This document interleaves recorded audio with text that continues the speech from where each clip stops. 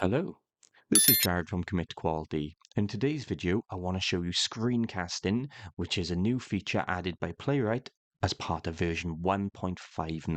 I'm going to quickly go to the release notes, and what a screencast is essentially an annotated video of a test run so viewers can instantly see what happened instead of piecing together logs and screenshots or just having a basic video. There is also another option which is called real-time frame streaming, and that's extremely useful for things like AI vision models. It basically enables machine readable visual feedback for our automated agents, which is really cool because imagine as you use an agent to generate your tests, you can now have these as kind of video receipts which show you exactly what's going on with the annotations. They've got a nice example here where you can see the annotations popping up, and that's what we're going to take you through today. So in terms of following along, I've got a really simple test already set up, which goes to the commitquality.com add product page, which is my test website that anyone is free to use. Just go to commitquality.com, add product, and we're just going to fill out this form.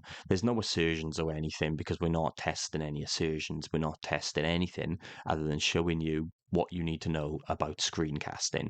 If you are going to follow along, please make sure that you update your Playwright test in your package.json to version 1.59 or higher.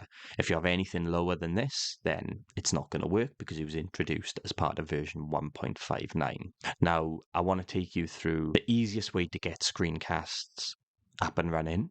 And then I'm going to take you through how you can add more in-depth annotations or start screencasting at certain points within a given test. So the first way is going into your Playwright config. I already have tutorials on things like screenshots and videos, so I'm not going to go over that. But what we've got now is the video object's been extended a little bit. So I've already got the code added because I was testing this earlier. And in here, you've got your mode, so you can have this on, you can have it when only on failure, on a first try, or it'll always be completely off. In this case, for the example, I want always on because I'm going to show you the screencasting output. And like I said, we've taught this in previous tutorials for our video where for different circumstances you can generate the videos. We now also have this show object, and inside here we have actions and test. Now, you can already see from this object, you also have a number of different parameters you can pass through, but I'm going to stick to the basic ones and then you can tailor along. So actions is going to show you exactly on your video what's happening, nicely annotated, which makes it really easy to follow along and debug. Position, I've gone top left, which means these are going to appear in the top left of my video when it gets generated. And of course, you have all these different options that I would definitely recommend just playing around with and seeing where you feel fits best. But I'm going to keep it top left. And then with test, what this is going to do is it's going to give you the test file name and the test you're running. So it's always there in the video. So it makes it nice and easy to know what test is being debugged at what time. If you set this in your config, of course, this is a global value, so this will apply to every test you run. If you want this running quickly and easily, you can just do this. What I'm going to do is run Playwright test. The test shouldn't take very long. Awesome.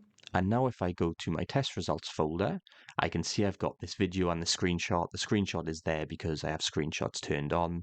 But if I go to this video now, let's see what's happened. If I click in, we should now see we've got annotations. So you can see here what's happening with the actions we're doing. So in this case, we're saying fill 999, which is highlighting this text box. And we've got up in the top right, like we said, the basic spec.ts, which is the file name of the test that we are running, which would be this. And then we also have the actual scenario that we are running, and that's add product simple example. So we've got that here, nice and easy, and it's really cool. You follow along and you can see what's going on here. So you could see click was highlighted up the top. So that's a very basic overview of screencast annotations. Now let's jump into the code a little bit and let's do it from scratch. I'm actually going to comment this back out. So when I run now, we won't have anything generated, and just to prove it, we'll rerun the test. And you can see here, we now only have a PNG generated, no video file, and we're going to do this manually as part of this first test. So let's just clear down, say const, let's say video. If I could type const, let's just say video path, just in case we reuse it. I'm not sure if we will, but I'm just going to add it. Just in case, I'm going to say test.video test info dot output. We're not using test info yet, so let's just add that in. So we've got this output path here, and I'm just going to name it, let's call it screencast.webm. Oh, of course, I've put that inside the fixture, so that comes on the outside as a separate parameter, so that reads that. That's okay. This has nothing. All I'm saying is I'm going to set the screencast that we start to this location, which will actually publish to my test results, and it'll be inside this folder, and in here we should see screencast video recording. Now the next thing I want to do is we're going to go to our page, and I want to start the screencasting after I've already gone to the page. I don't want to do it before, I want it after it. Await page.screencast.start. And inside here, we're just going to take the path, which will be path of video path, which is this constant we've added up here. Of course, you can just hard code it in, but I've done this here.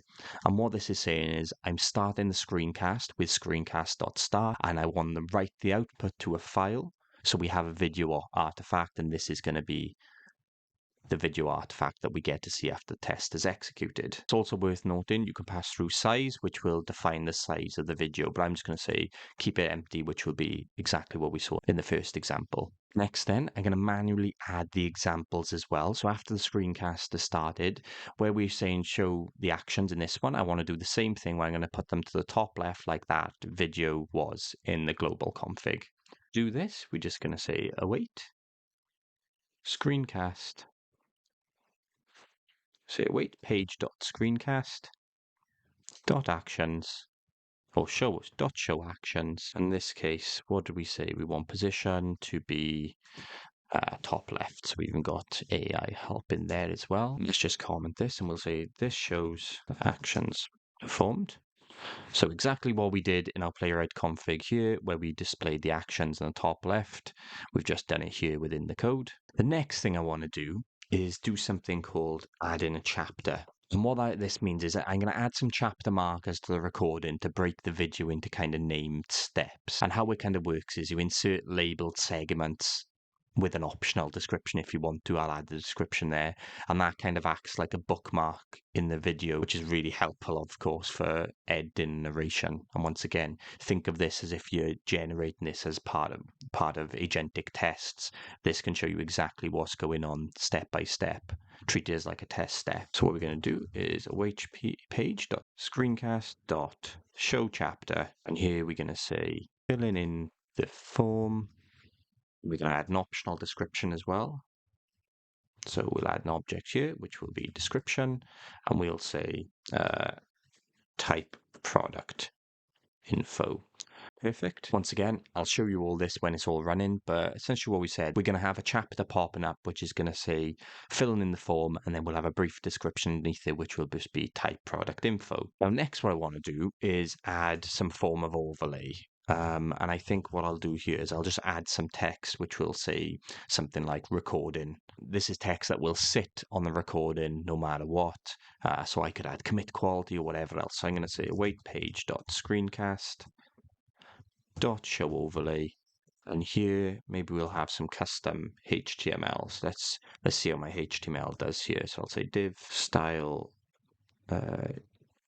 equals color of, we'll do red, and we'll say this is an overlay. I'll tell you what, we won't say that, we'll say commit quality, subscribe to me. So this will always sit in red over the over the video, and I spelled subscribe wrong, so I'll say subscribe. Now, of course, we have all our interactions that we do in here, so I'm not going to do anything at this point, and the last thing we want to do is stop the screencast, which is here, await page screencast.stop.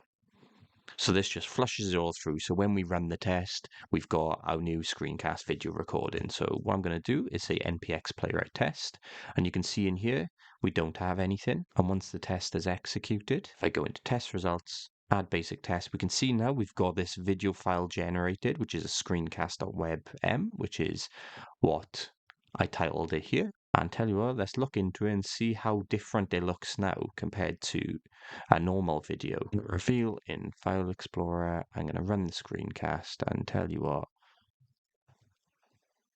You can already see the chapter has appeared here where I said filling in the form, type product info. So that's this, filling in the form, type product info. So it's giving you a nice chapter, so then bookmarks. So you can put that in between whatever you want. You could do it between each action. That'd probably be overkill, but as you can see with a larger test, how useful this would become. You can see I added the overlay, but actually I put them in the wrong place because they both come in over each other, which is a mistake by me because what I've said is I've said with the show action, show in the top left, the chapter pops up in the middle, but the overlay, I haven't actually said where it needs to go. So what I'm going to do, I'll come back and say position absolute bottom, right, so let's rerun the test.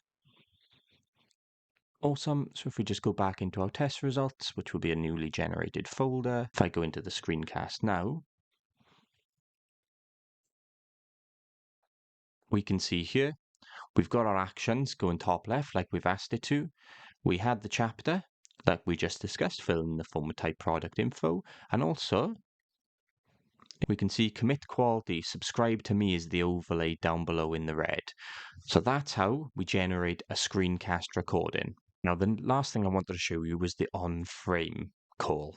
So what I'm going to do is I'm going to keep the stop in here, but I'm going to remove everything else because we just showed you how we can generate these video files. What if we want to use on-frame to send it to our AI vision model? Well, let's see how we do it. So I'm just going to do some quick cleanup here. We're going to remove screen start as well, and we'll remove this video path just to keep it nice and simple again. So first of all, I'm going to do is because I'm not using any kind of AI vision model or anything like that, I'm just going to show you how it would kind of work using like a frame count mechanism. So I'm going to say frame count equals 0. And I'm hoping this stays nice and simple. I'm going to say first frame size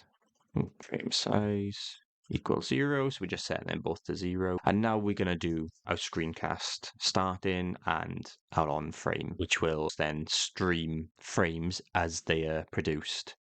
That's it then, there'll be no file recording. And to do that, I'm going to say await page.screencast.start again. Let's add that object in here. And now then, what I'm going to do instead, I'm going to say on frame, pass data in.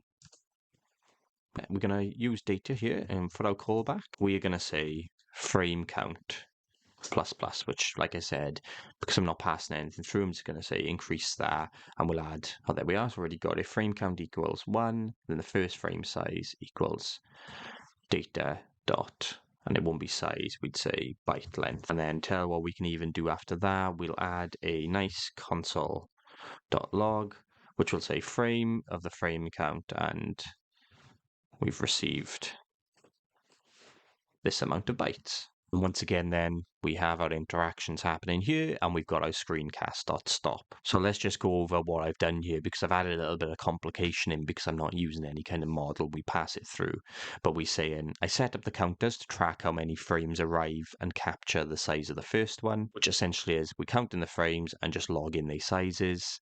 This is a very basic example. But in production, you'd probably process each frame in real time, send that to an AI vision model. What else could you do? You could create thumbnails, or you could do some kind of immediate analysis on it. Then inside here, we start our screencast with our on-frame callback to stream frames as they produce. And like I said, once again, we just stop in the screencast at that point. So if I clear this down and I run the test now, we should see some console output logged. And you can see all the frames that were passed through, so you've received 12 in total, and these are the bytes that have been received.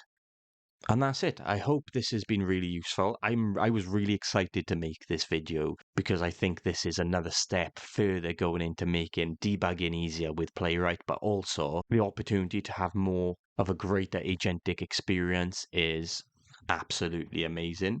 Before we do log off, I would also suggest that you do go through the release notes because there's a bunch of different options you can pass through as well. So for example, where we done the show chapter, you can say how long you want that to appear on the screencast for. Here's an example again of how on frame would work and how then you send your data to a vision model of some sort. You can pass through size and basically what we've covered, and actually we've probably covered a little bit more as well. If you do have any questions, please drop them down below in the comments. A like and subscribe is always greatly appreciated. Thank you for watching. Have a good day.